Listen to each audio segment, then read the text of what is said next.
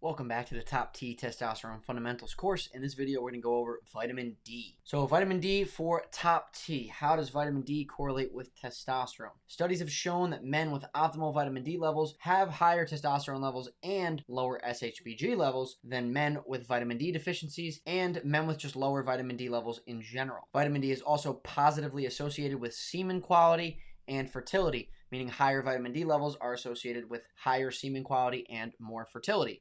Vitamin D is pretty well known to play an important role and to have a linear correlation with testosterone. That being said, this doesn't mean that more vitamin D automatically equals more testosterone. Once you reach optimal levels of vitamin D, the increases in testosterone will plateau. So don't expect to continue increasing your testosterone as you increase your vitamin D higher than optimal levels. Meaning that once your vitamin D is over 60, you're not going to continue to get your testosterone to go up higher and higher and higher and higher forever. It's always that inverted U curve. So if you have a vitamin D deficiency, your testosterone levels are going to go down. And then when you bring that vitamin D back to normal levels, testosterone will also go back to normal levels, which we consider in society today high. That being said, high vitamin D levels, or vitamin D levels between 40 and 100 nanograms per milliliter, is correlated with overall decreased risk of mortality, meaning people with higher vitamin D levels live longer. So vitamin D is actually a steroid hormone, just like testosterone. It promotes calcium entry into bones along with magnesium and boron. So deficiency in vitamin D can result in stress fractures or bone injuries happening more easily because your bone density is lower. And it can also lead to calcification of arteries, things like that. Calcium is going in the wrong place because the vitamin D isn't helping bring it into the bones. There are vitamin D receptors all over the body, in all of the cells of the body. Vitamin D stimulates over 1,000 different genes in the body. There are very high concentrations of vitamin D receptors in the testicles and in fast twitch muscle fibers, which are most amenable to growth as opposed to slow twitch muscle fibers. Vitamin D and vitamin A, retinol, work together in several ways in the body, especially with regard to the immune system. Vitamin D deficiency in the winter can contribute to getting you sick and also result in that seasonal depression that people get when the sunny season comes to a close and it starts to get really cold outside. Vitamin D has been shown to have a synergistic relationship with testosterone as well, and vitamin D also inhibits aromatase. Now let's go over a couple studies that connect vitamin D and testosterone. A 2010 study showed men with sufficient vitamin D levels having higher testosterone levels and lower SHBG levels compared to men that were deficient in vitamin D. Vitamin D also may enhance the sensitivity of cell receptors in the testicular glands that produce testosterone, the Leydig cells. Testosterone levels tend to peak in late August and be at their lowest in March. And this is clearly linked to the seasonal differences in sunlight exposure and the resulting seasonal variations in vitamin D levels. In a 2011 study, men who supplemented vitamin D had significant increases in total testosterone, bioavailable testosterone, and free testosterone, while the control group did not show significant increases in any of those. In this study, I would say most of these dudes were most likely vitamin D deficient prior to the study. And if you already have healthy vitamin D levels, you don't need to supplement. We're going to talk about supplements later, but just wanted to clarify that. A 2012 study showed that vitamin D levels are linearly associated with testosterone levels up to about 30 to 32 nanograms per milliliter, where the relationship begins to plateau. The next year, a 2013 study showed no significant effects on serum testosterone or free testosterone levels from vitamin D supplementation, but did find serum vitamin D levels to be a predictor of testosterone levels. So basically what they're saying in this study is people supplementing didn't increase their testosterone. However, serum vitamin D levels, meaning the vitamin D levels in their blood, were a good predictor of how high their testosterone levels were. What you can conclude from this study is that the guys that supplemented vitamin D in this study were most likely not deficient, so they didn't increase their testosterone levels because they weren't deficient. My conclusion for these studies is that for vitamin D, like most other nutrients that we speak about in the Top T nutrition course, which you can click the link here on this page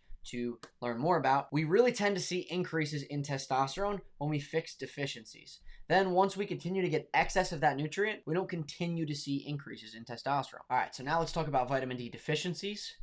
70 to 80% of the world population is at least somewhat deficient in vitamin D. You can get your vitamin D levels checked in your blood work, measured in nanograms per milliliter. The normally recommended range is higher than 30 nanograms per milliliter, but the optimal range is really 40 to 60 or even higher, 40 to 100. Vitamin D levels in this optimal range are associated with overall decreased risk and mortality, meaning, again, higher vitamin D levels, 40 or above, are associated with less risk of dying, more likely to live longer. Not eating enough cholesterol and not eating enough magnesium can also contribute to vitamin D deficiency. Also, issues with melanin can result in vitamin D problems even when you're getting enough sunlight. So if you're getting enough sunlight, but you also still have a vitamin D deficiency from your blood work, that's a whole different issue, and we talk about this more in the Top T sunlight exposure course. So make sure you guys check that out. There's a link right here in the bottom, right under where it says sources. You guys can click that right there and get more info on the Top T sunlight exposure course. So some people can also be a lot more at risk for vitamin D deficiency than others. First is overweight or obese people. So vitamin D becomes trapped in adipose tissue. So if you're overweight or obese, vitamin D will be a very important tool in the meantime as you lose weight. When you do lose the weight, you liberate the vitamin D and have a much easier time converting it into the active form. So those that are overweight are going to need higher amounts of vitamin D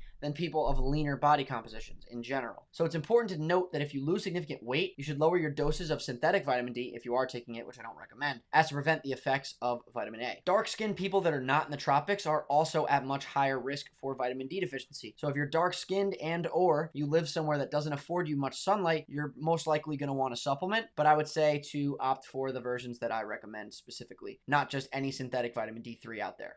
Now let's talk about sources. So the best source of vitamin D is sun exposure on your skin, of course. But if you're not getting enough sun exposure, especially in the winter, there are options that you can get it from food. So the best food source of vitamin D include cod liver oil, liver, fatty fish, egg yolks, cheese, steak, oysters, mussels, clams. The maximum uptake potential for vitamin D per day is 4,000 IUs a day. So keep that in mind when you're setting your targets. So now let's talk about vitamin D supplements. So I think they're okay. I'm okay with some and not okay with others. Supplements are synthetic versions. Synthetic vitamin D has also been suspected of augmenting the way that the body utilizes bioavailable retinol or vitamin A, and has been shown to deplete retinol in the liver, which is a very big problem for iron recycling and other issues as well. Other studies have shown that cod liver oil increases vitamin D levels basically just as much as synthetic vitamin D supplements. With absorption basically identical, the main difference is that synthetic vitamin D has been shown to augment vitamin A, and of course cod liver oil is a natural source of vitamin D and vitamin A rather than a synthetic source. Source cod liver oil, specifically from Rosita, they're really the only brand that I recommend getting it from. They ensure that there's no heat being applied in their processing, so there's no oxidation of the fats, which is very important. So if you guys want, you guys can click these links. They have it in both liquid form and soft gel form. So if you guys want to click it here, you guys can get yourself some. And additionally, you guys can also try a sun lamp. So you can get UVB sun lamps. I recommend this one from Spurdy. You guys can click here for the link to that as well. If it's within your budget, it's a great option. UVB is the area of the light spectrum that stimulates your skin to actually produce vitamin D. So that's a great option as well, but it is a little bit more expensive than cod liver oil. However, in the long run, you'll end up spending more on cod liver oil than you will on this one lamp if you use the lamp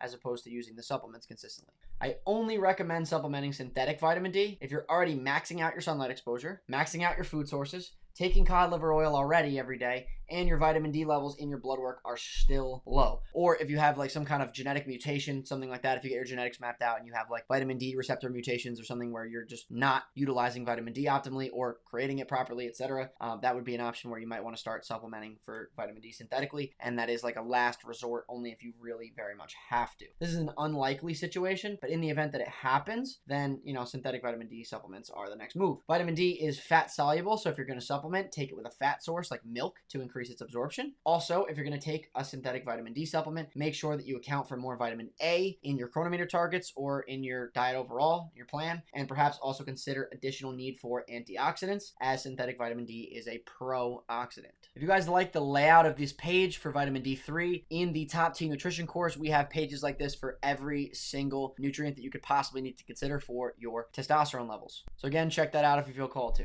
All right, now let's talk about the vitamin D production pathway. The skin will use UVB to convert 7-dehydrocholesterol, which is a precursor to cholesterol, to cholecalciferol, also known as vitamin D3. So basically, your skin uses sunlight to convert cholesterol into vitamin D3. Since it's produced in your body, it's technically considered a hormone rather than a vitamin. It's a secosteroid, a steroid molecule with one ring open. So then after you've produced cholecalciferol, or vitamin D3, with the skin in response to UVB exposure, cholecalciferol is basically the precursor to vitamin C. It's like pre-vitamin D3. So basically what happens here is it goes to the liver, where the liver converts it into the inactive form of the hormone vitamin D3, or 25-hydroxycholecalciferol, or 25-hydroxy vitamin D3, where it'll then go to the kidneys, where it'll be converted to the active form of vitamin D3, which then goes into your blood and then serves thousands of purposes.